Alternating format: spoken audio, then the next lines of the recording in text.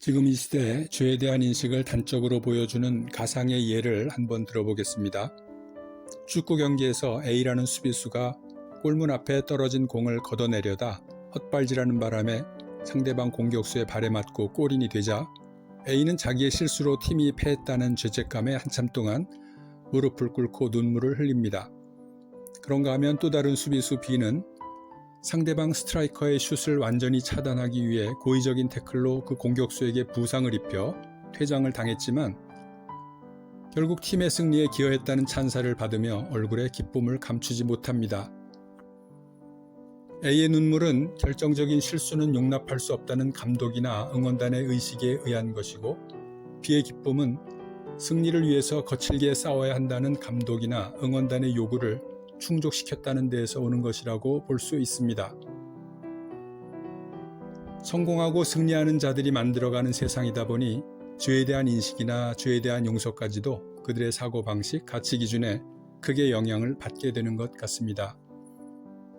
그리하여 현대인들은 죄를 인간 본질에 파괴된 모습으로 접근하기보다는 겉으로 드러나는 잘못된 행위 정도로 여기기 때문에 죄 용서의 의미 또한 소속팀 감독이나 직장 상사 같은 힘 있는 사람들에 의해 베풀어질 수 있는 일시적 용서의 의미로 인식되고 있습니다.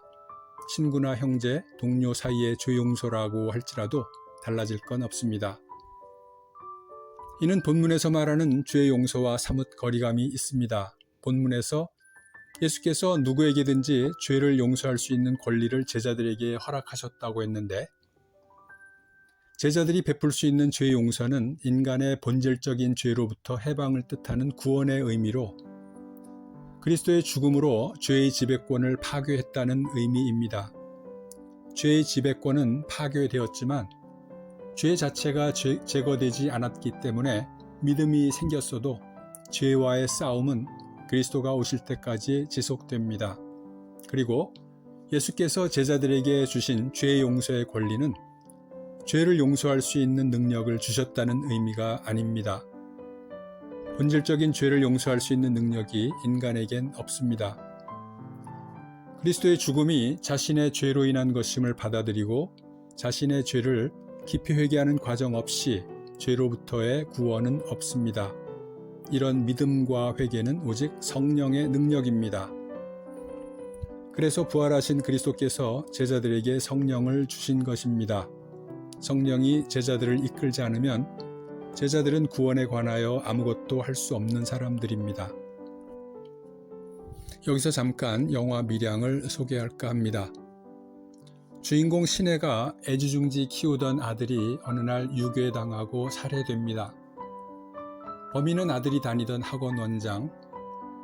죽은 아이의 엄마 신혜는 아이가 죽은 후 깊은 슬픔과 분노에 젖어 살아갑니다.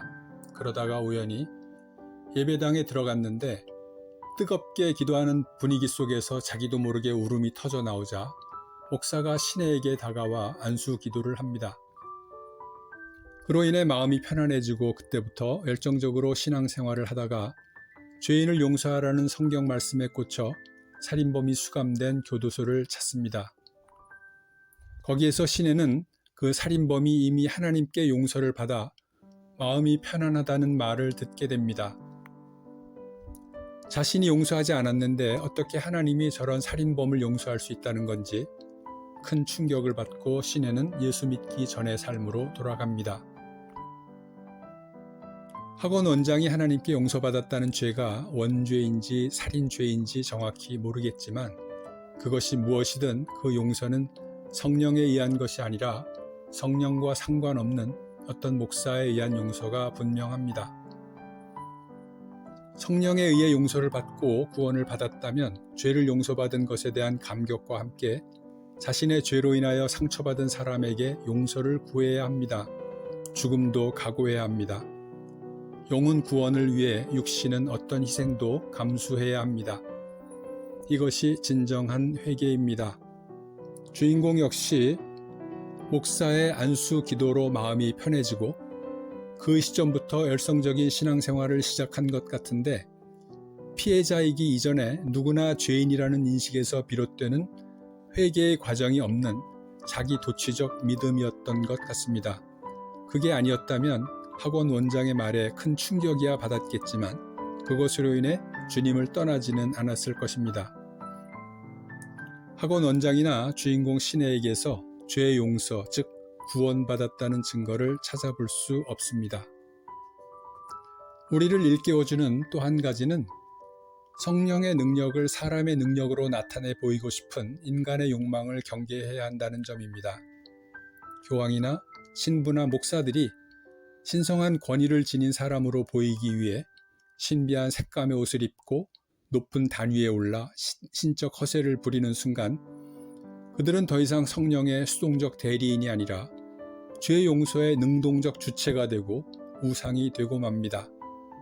이것을 분별하지 못하면 하나님의 말씀을 따르는 것이 아니라 사람의 말을 따르는 우매한 종교인이 되는 것입니다. 오늘의 묵상을 마치겠습니다. 감사합니다.